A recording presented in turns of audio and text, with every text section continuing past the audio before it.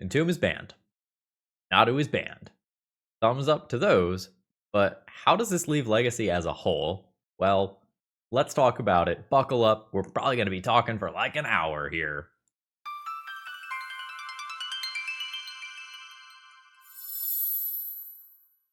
Hello folks, Phil Gallagher, aka ThrabenU here for another Legacy video, and today we are discussing the B&R updates.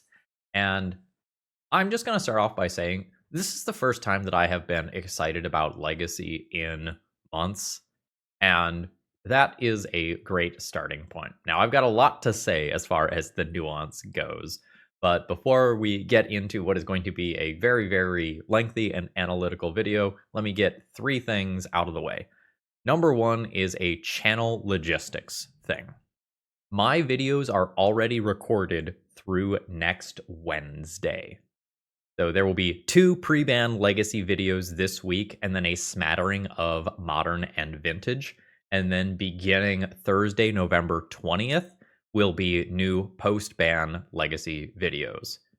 If you want the stuff that I'm recording right now, consider becoming a YouTube member. You get early access to all of my videos, and I am going to be recording like a madman for this new format. Number 2, all the deck lists that I will be making, they're going to end up on Moxfield. Moxfield is awesome. If you follow me on Moxfield, you will have access to all of my deck lists before they appear in the video. And number 3, if you need some cards for the new metagame, which this is going to be a relatively big shakeup, you probably will, please consider getting them from my sponsor, toamagic.com. Use promo code ThrabenU, save yourself 5% on your order, and if you have a tournament right now, remember you can always get expedited shipping, even though they do have a free shipping option. All right. That's all my bookkeeping stuff out of the way. Let's get into our analysis of this B&R update. So this will be our Entomb section here, and if you are curious about my thoughts on any specific one thing, timestamps down below. The simple "it's time" is very telling that kicks off this section. Wizards of the Coast, for one reason or another, has been very, very hesitant to attack Entomb. And we have gone through like 3 separate ban waves prior to this, playing footsie with blue-black Reanimator. But as it turns out, the combination of Reanimator being a combo deck and a tempo deck in one, it just broke the format. Taking out Troll wasn't enough, taking out Grief wasn't enough, taking out Psychic Frog wasn't enough. And after attempts at preserving the Entomb Reanimate play pattern, it is just time for that to go in Legacy. And the blue-black Reanimator decks, as they are currently constructed, are now dead. Entomb is not a card that is easy to replace. It allowed these blue-black Reanimator decks to play exactly 2 threats and have plenty of effective copies of their threats that they can put into the graveyard. And as it turns out, a fair Reanimate is still an incredibly respectable card. Going up to 2 mana for something like Unmarked Grave is a really big deal by Legacy standards, and this is also a sorcery. One of the scariest things about blue-black Reanimator was that you could have an empty board on their side of the battlefield, and end of turn Entomb into Reanimate did not give you a window to interact with sorcery speed cards. So now, if you want to be playing Reanimator, you either have to do something that is much slower, or go back maybe to the black-red Reanimator builds that play more creatures and intend on fairly discarding them via things like Faithless Looting. This is a massive power cut to this strategy, and I expect that blue-black Reanimator is now dead. Maybe you still play some value Reanimates in some blue-black decks, but this strategy is now gone from Legacy. And in the article, they cite that, like, despite the fact that Dimir Reanimator was basically public enemy number 1 going into the weekend, it still had an incredible win rate at Eternal Weekend. I did get a little bit of a laugh out of this here. Quote, Reanimator players... Sorry. Unfortunately, we don't live in a world where Entomb allows your players to figure out if they should have a tech copy of Inkwell Leviathan, Archon of Valor's Reach, or Tidespout Tyrant. Basically, when they talked about this in a previous BNR update, they got called out by the community for being incredibly out of touch for citing cards like this as just like not being things that are at all playable in Legacy. And they came up again in this article. Like, yes, we don't live in that world, and we have not lived in that world for a very, very long time, but that was something that came up in a previous BNR article. So I got a chuckle out of that. I did like some of their phrasing here in this section. I'm just going to read this chunk here. Over the last couple of years, the details of Dimir Reanimator have changed, but the big picture shell has remained. Entomb's incentives in deck building make it too easy to leverage high-impact threats without having to commit to the fail states that normally come with a synergistic enabler plus payoff combo deck. And I thought that was very insightful, and this was indeed the problem. It took so few slots to play Reanimator that you can just play a tempo game so often with cards like Tamiyo and Murktide Regent and Barrowgoyf and Brazen Borrower, making it just so easy to pivot your plans that you often did not care about hate. This was not like show and tell, where oftentimes you have, show and tell, sneak attack in your hand, and it's like, well, crap, these cards are frequently bad. That was just not the case with Blue-Black Reanimator the vast majority of the time. And I think they owned up to their fuck-ups pretty quietly here. This has created a version of Legacy that has been divisive at best and reviled at worst. Yes. Current Legacy prior to this BNR update today has not been good. It has not been particularly enjoyable to play. There have been a lot of toxic play patterns. And the big toxic play pattern of current Legacy is decks being able to pivot so easily. I have attacked the Reanimator side. I am now playing the Tempo deck, and Nadu does the same thing. I have stopped your combo side. Oh no, you're just going to outvalue me anyway. They do hope that people who like to play with large overcosted creatures can find other ways to do that in the form of show and tell, or maybe even a new Reanimator variant, although they expect it to take some time for that to happen. One thing that I was slightly surprised about in this section is that there was no mention of doing something like unbanning Troll of Khazad-dûm at the same time as this Entomb ban is happening. That was something that all three of us on the Eternal Glory podcast thought would be a good idea, is take out Entomb and try giving Troll back. But I can understand wanting to say, like, no, we're cutting the head off the Hydra here. We are not going to play it. We are going to make this a decisive, we are getting rid of this for now. I think Troll should be on the table for unbannings later on, though. That is a card that I think died for Entomb's sins, and I really did enjoy playing Troll in aggressive mono-black aggro decks. So maybe we will get to revisit that in the future. As a general note here that I will just say during this section, we as Legacy players got a lot of text. I know that Legacy is often treated as the metaphorical redheaded stepchild that nobody cares about, and people say, like, Watsy doesn't care about us at all. We got a very, very lengthy BNR update here. This is just the Entomb side, and I haven't even started talking about the Nadu stuff yet. So some credit where credit is due here. We did get a pretty good justification for their thoughts on Entomb. My overall verdict on them banning Entomb is 2 thumbs up.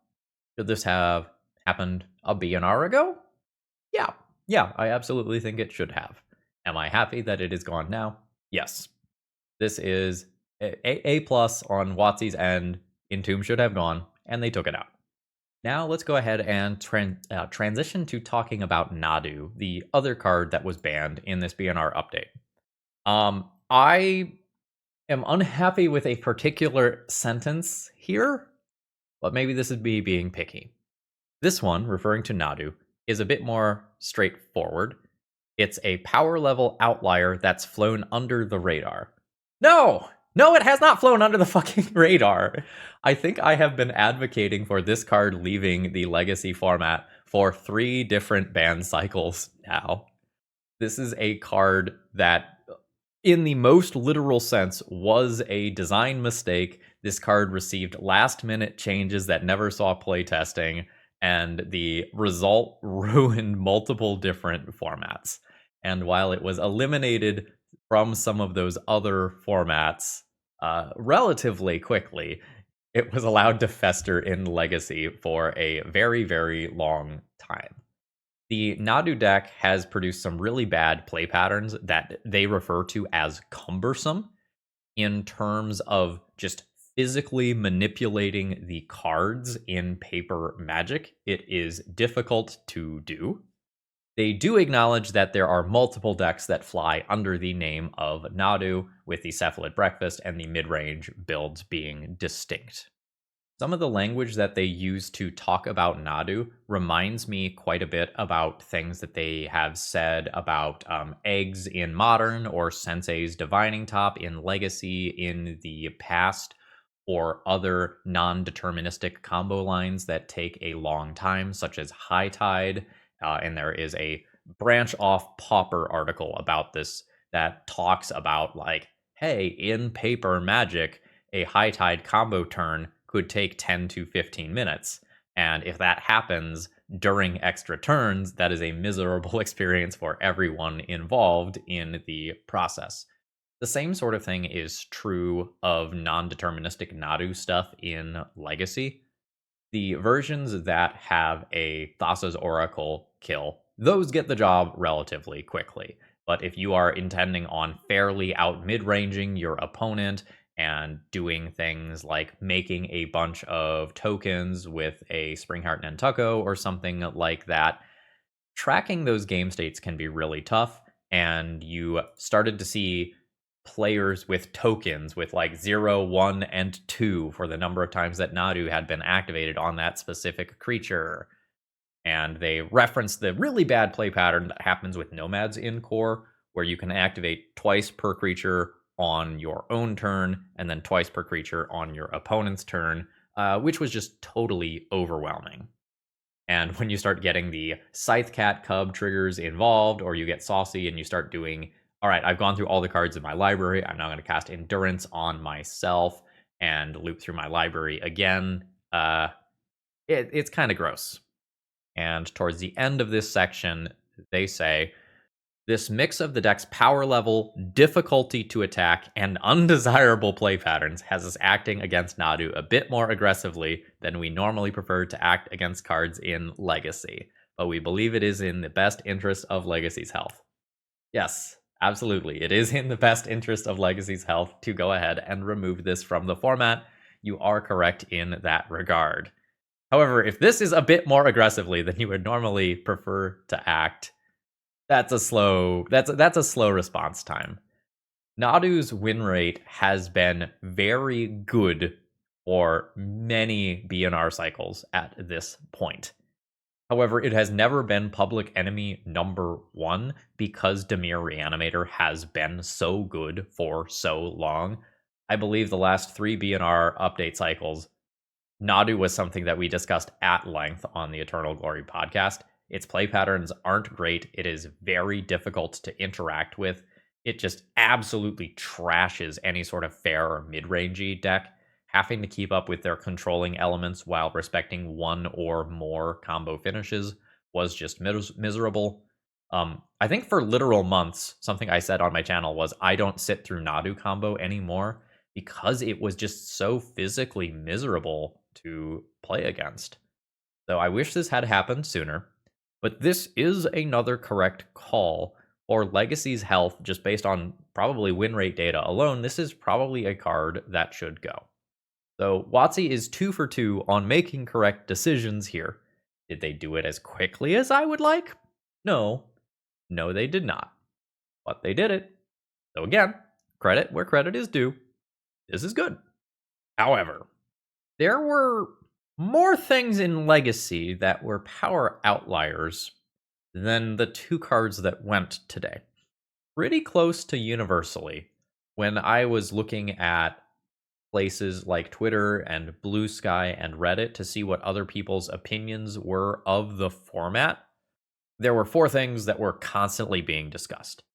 Entomb going, Nadu going, the One Ring going, and Tamiyo Inquisitive Student going. And WotC addressed 2 of these 4 things. So as we go into this next section, I want to start talking about some other things that potentially should have gone from the format. And we're going to go ahead and start with Tamiyo and try to analyze whether or not we think what WotC did was enough. And I really want to do this because I have felt, and I know that I am not alone in this regard, I have felt that Wizards of the Coast for about the last 2 years has been one B&R cycle behind in terms of properly addressing Legacy. Some things like Frog and Grief and Nadu and Entomb were legal for longer than they should have been. They eventually answered the problem, but the problem is that they eventually answered the problem. The last 6 months of Legacy have not been particularly enjoyable, and are we going to go into another one of those periods? Well, let's start talking about this stuff. I'm going to start this section with a meme. Someone named Foster, immediately after I posted my initial thoughts about this on social media, posted this as a reply.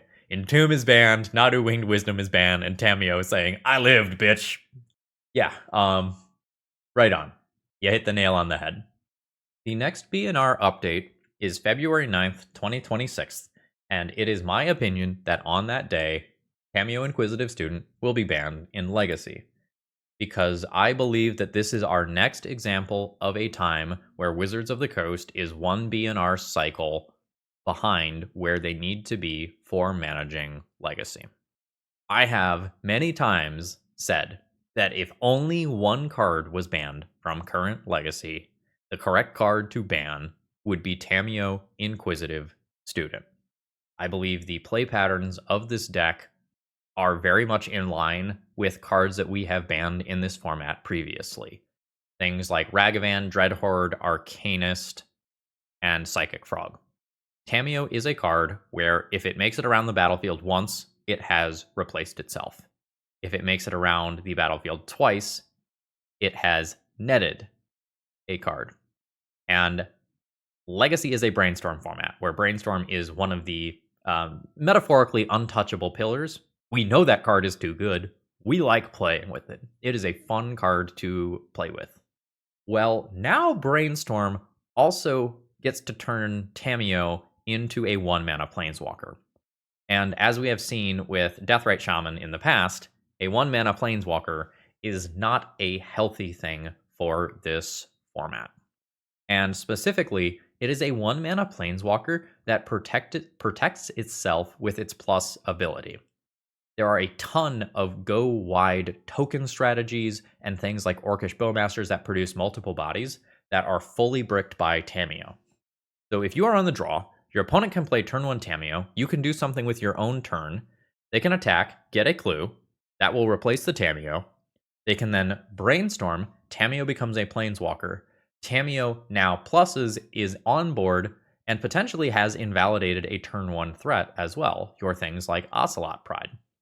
And as a Force of Will Days format, like Legacy is, the ability to have a 1-mana Planeswalker that quickly replaces itself and threatens to just literally end the game with its ultimate ability, because let's be real, in 99% of scenarios, you are not winning the game after your opponent draws half of their library. Tamiyo is just cracked. It's also just a fucking 0/3. And it flies. This card has so many good words written on both sides of it. And there's also some frustrating play patterns where, like, okay, cool, you played a creature. All Swords to Plowshare it. Okay, cool, you played another creature. Tamiyo minus All Swords to Plowshare it again with the same removal spell. And Tamiyo just threatens to end the game on the front side by burying you with clues, and on the back side by invalidating your creatures, allowing rebuys of critical cards like Force of Will, Swords to Plowshares, Prismatic Ending, Fatal Push. Tamiyo is so incredibly good. And the fact that you can have the Tamiyo Planeswalker and then play the Tamiyo creature as well to protect the Tamiyo Planeswalker, or just accumulate clues, the card is nuts. And Tamiyo was not mentioned in this article. Now, I'm going to be fair here. I believe that the amount of text that was given to Legacy was appropriate for this article. However, not mentioning Tamiyo at all within the text it is insane to me. It is so clear to me as an invested Legacy player that this is just the same play pattern we've seen play out at least 3 or 4 different times in recent memory. And Legacy is not able to self-regulate around the card advantage stapled to creatures at this aggressive of a rate. We saw that with Ragavan and Red Horde Arcanist and Psychic Frog recently, and it is wild to me that Tamiyo received no mention. Now, I am recording this, half an hour after the BNR update went live. So maybe tomorrow, when they do their discussion, their Q&A over the bannings, they will give some justice to Tamiyo and the One Ring, which I'm going to have the same complaint about. But as of what is written in the BNR article, I am very unhappy that Tamiyo was not even mentioned. I believe it was a mistake to not ban Tamiyo. I believe that Tamiyo will be banned in Legacy in February. And spoilers for a later section of this video, if you are thinking about what you are going to play at an Eternal Weekend event overseas, Tamiyo is a thing that you really, really, really should be thinking about. The next thing that I think really needed to be addressed in the article was the One Ring. This is another power level outlier in Legacy. For 2 Eternal Weekends in a row, we have seen the Mystic Forge combo deck, that is really the One Ring combo deck, being one of the absolute best things to be doing in Legacy. And last year they had the Shield of Vexing Bauble, which is now gone, and spoilers, that didn't matter. This deck is still cracked, and honestly might even be better than it was last year. Last year it was perhaps more toxic, but now we have had another year worth of deck building experience, and the consistency of this deck is just so high, with Tezzeret Cruel Captain being able to untap mana rocks in the early game, such as Grim Monolith, and then in the late game, 1 turn later, welcome to Legacy, you get to start untapping your One Ring. And so Tezzeret Cruel Captain, which is a Planeswalker and not an artifact, that's going to be important in a minute, is a card that can be both your Dark Ritual with Grim Monolith, or your Ancestral Recall, or even better in some cases with the One Ring. And this is another deck that is relatively difficult to hate on. I have seen blue players playing at least 3 Consigned to Memories in all of their decks for the better portion of a year now, and this is often supplemented with cards like Voidmere or Null Rod or Pithing Needle or Disruptor Flute as well. And it's often just not enough. This is a deck that is very, very good at playing different Haymakers, and if you Null Rod them, cool. Karn and Tezzeret can win the game, or Urza Saga can win the game. And while Voidmere can lock out your opponent and make it very difficult for them to cast spells, they do just have things like Planar Nexus as well that can just go, oh, I will just cast these things with colored mana now, and your sideboard card did not accomplish a lot. On top of all of that, they also get the absolute bullshit that is Ozilek's Command. Ozilek's Command, in some ways, is not a particularly good card. It's not terribly efficient at anything that it does. But you get 2 of these things, and this solves so many different problems. Merit Lage, not a problem. Reanimate, not a problem. You've got a Glaring Fleshraker. This is a burn spell, too. So this clears an Orcish Bowmasters. That is a hate card. This is a burn spell. This is an anti-combo spell. This card does so much And by the way, it can also just be a selection and card draw spell. The floor on this is probably tap one-ish of your lands and cycle it. And the ceiling of this is I have 20 mana, I select for the perfect card that I need while doing something else, such as, I don't know, making 18 Eldrazi spawns. The fact that Mystic Forge got away kind of scot-free, zero consequences in this BNR cycle, is impressive to me. Beyond that, the play patterns with the One Ring aren't fun, and I say that as someone who plays a ton of One Ring decks. I've played a ton of Red Prison and such. Shutting off the combat step with the protection that the One Ring provides is not great. And it also does things like stop Thoughtseize. It stops many opposing combo-based lines. And I don't like the gameplay experience of playing against the One Ring, because it often feels like my victory is assured. There's nothing they can, oh, it's the One Ring. They get to buy another turn. Okay, the One Ring drew them one card immediately, 2 cards on their next turn. They untapped it once, and now they have they have drawn 6 cards off the One Ring. Then they played another One Ring that buys, you get the idea, right? And if we're removing Nadu for just kind of being unfun, it seems like kind of a miss to not take out the One Ring at the same time, which is also just vastly unfun. I expect the One Ring will also be banned from Legacy in February. And I don't know, ballpark 8 months ago, I started saying that I do not believe the One Ring will be Legacy legal 1 year from now. So we'll see if I'm right come February. So let's transition to talking about Oops All Spells now.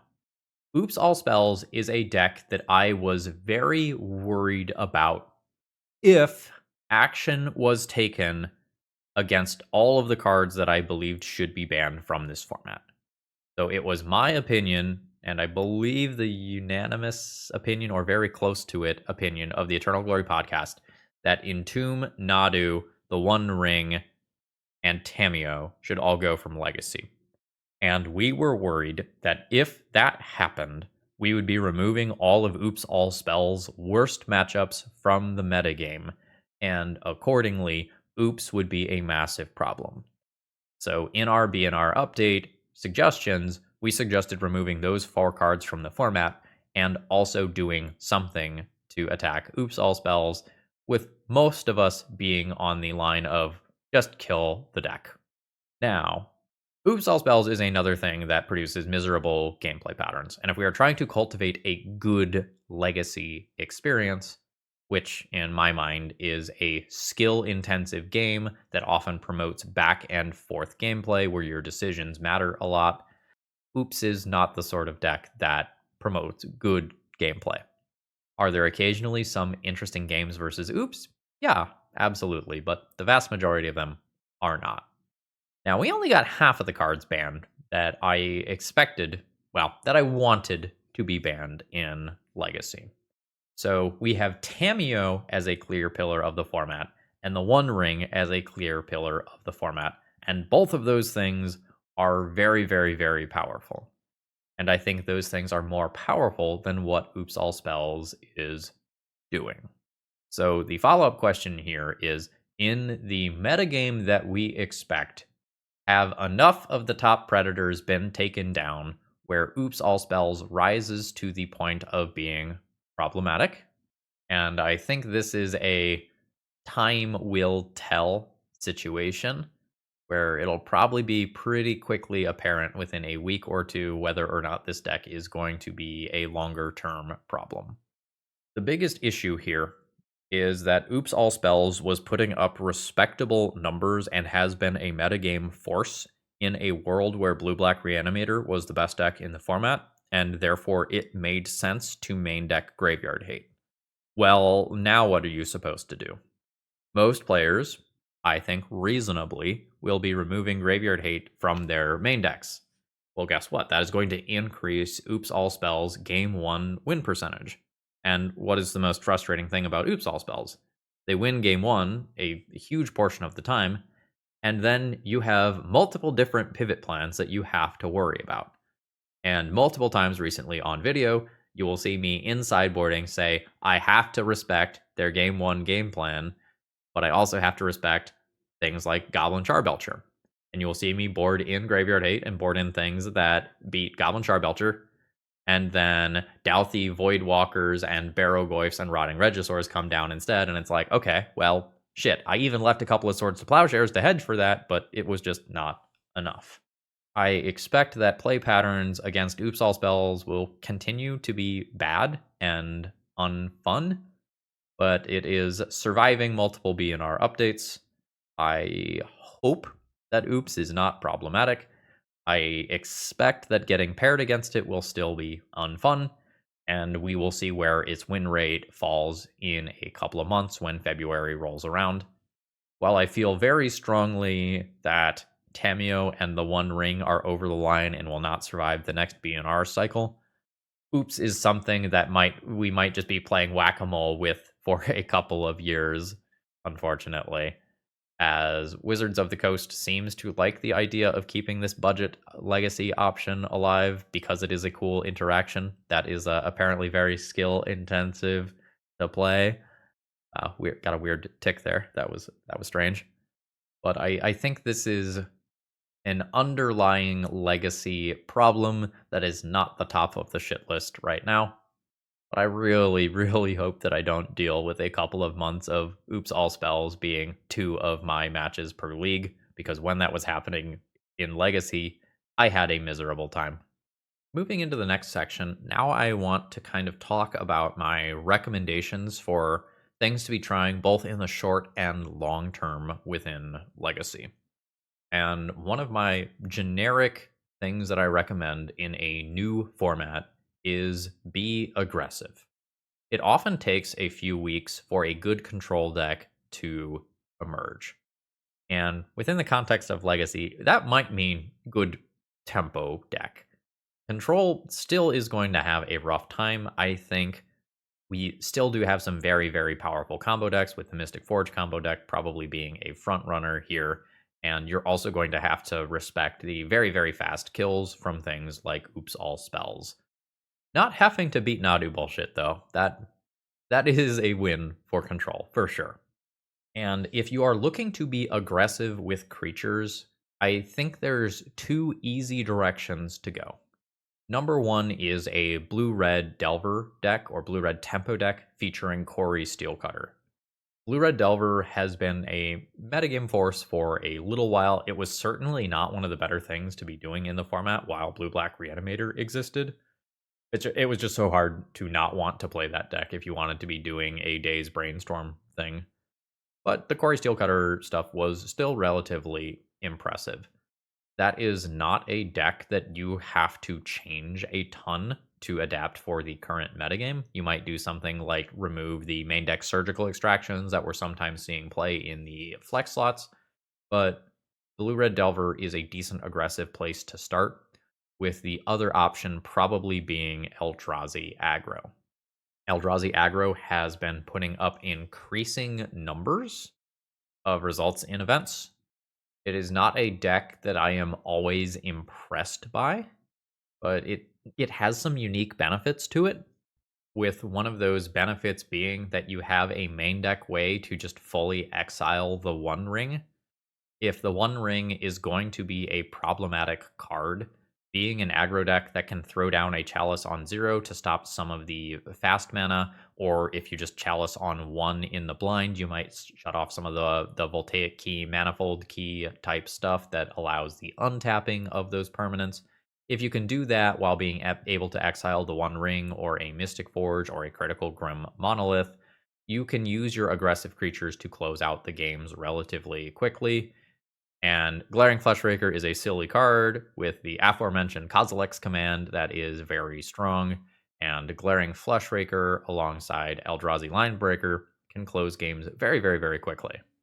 For fully aggressive options, those 2 are good decks to be thinking about, but I am a big believer in play the cards that you believe should be banned, and the Eldrazi Aggro deck doesn't usually have the One Ring. And the Blue-Red Delver deck, the Blue-Red Tempo deck, doesn't usually have Tamiyo. So that may mean that if you want to be playing the broken card, you should just be playing Mystic Forge combo, or you should just be playing a Tamiyo Brainstorm Shell. Mystic Forge combo is my pick for the best deck in the format in the first couple of weeks of this new Legacy format. I think that is very clearly the deck to beat. Its Eternal Weekend results were great. It has an awesome win percentage. It's not easily hated out by cards. You might need 3 or 4 counterspells or pieces of interaction in the first 5 or 6 turns of the game, or you are going to just very, very easily fall behind this deck. They just have so many things that you have to stop, again, making it difficult for a control mage to do their thing. So I think in the upcoming Legacy format, you need to have a strong reason for not playing Tamiyo or the One Ring. I want my deck to contain one of those 2 cards. Now, getting the opponent dead as quickly as possible is a strong reason to not play those cards. But as a starting point, Tamiyo and the One Ring are busted. Look at them heavily. Over the next week or 2, I expect a new Dimir deck to emerge. Now, I don't know where exactly that deck is going to fall, but there is an existing Dimir Tempo deck that does not use the reanimation stuff, and cards like Nethergoyf can dish out a ton of damage relatively easily. And you can do the Tamiyo Brainstorm nonsense in that. And that gives you multiple angles of attack. You can just reduce your opponent's life total with aggressive creatures, or you can do the whole Brainstorm, Tamiyo, Force of Will, Daze, Fatal Push control route instead. And I think that is a good way to go. Now, it may take a little bit of time to finesse. Is this a tempo deck? Is this a mid-range deck? Where exactly do we fall? Do we now need to go into another color for red for some pyroblasts? That sort of stuff might take a little while, but I expect that there will be a very, very good Tamiyo Daze Force of Will deck that also has some slower mid-range creatures like Barrogoyf, either in the main deck or in the sideboard. Having some things that care about your graveyard, like Barrogoyf or Murktide Regent, while also having some things that don't care about your graveyard, like Tamiyo, is probably a good place to be in terms of making your opponent's sideboarding decisions difficult for them. In theory, if Oops does not become popular, and we can play slower graveyard hate, things like Rest in Peace that just say no to the graveyard in a hard capacity can become very good versus these potential Dimir decks, as a Rest in Peace says no to Nethergoyf and Barrogoyf and Murktide Regent all at the same time. And continuing on the train of hypotheticals, if Oops does not become popular, and we end up with a slightly slower Legacy, I wonder if lands can do well. As of right now, lands is maybe somewhere on the order of 4% of the Legacy metagame. Having a ton of access to Wasteland can be relatively important versus these Mystic Forge decks that require some amount of land-based synergy for their Urza's Workshops and Planar Nexus, and there are other One Ring decks that will use things like Cloud Post instead. Being able to go land exploration, wasteland you, land drop life from the loam, wasteland you again is kind of disgusting versus those sorts of strategies. And if you bring other things to the table that help you keep, the Tamiyos of the world in check, maybe this is a deck that can be successful. I would not recommend starting to play lands right away, but if you're already a lands player, maybe start getting in the workshop and thinking about what your deck might be capable of doing a couple of weeks down the road. In terms of removal, I wonder if white might pick up a little bit. Being able to have the 1 mana answer to most creatures in Swords to Plowshares seems reasonable. Having access to Prismatic Ending as a game 1 answer to Corey's Steelcutter seems reasonable. Sideboard Rest in Peace seems reasonable. Sideboard Stony Silence is kind of cool, although admittedly Nullrod might be better in the face of Ugin the Spirit Dragon, seeing some amount of actual legacy play. Being white in color and requiring the white pip are two distinct downsides. There are other things that you can be trying to do that I maybe don't recommend. Energy is something that is reasonable in Legacy, but not one of the better things to be doing. If we see a Tamiyo ban later on, like sleeve up the Ocelot Prides and Guide of Souls, I'm totally there for that. But until that happens, I'm not a fan of how Tamiyo lines up against this energy deck, so I don't know that I recommend that. There's some other things floating around the format that could be reasonable. Quantum Riddler is proving itself as a relatively strong strategy. I don't know that I want to be the one doing Riddler stuff in the world where Grim Monolith into the One Ring is going to be common. That is just so much faster than what the Quantum Riddler stuff does. But hey, maybe you get to play 4 Consigned to Memory in your main deck, and maybe that does end up being something reasonable to do. Time will tell. If you like what I've said today, consider leaving me a like or a comment on the way out. This is a good BNR update. It is perhaps not a great BNR update. And if you want to hear more thoughts on it with other people, please consider listening to the episode of the Eternal Glory podcast that will be coming out later this week. I will be recording that tomorrow, and we'll see how my thoughts compare to Brian Koval and Bryant Cook's thoughts. And with that, I think that's what I have to say for today. So I'm going to go ahead and jump on into a Legacy League and see how our post-banning world feels immediately. I hope you all have a great rest of the day. Get in the comments, let me know what you think, and hopefully you're excited to play Legacy, because I know I am.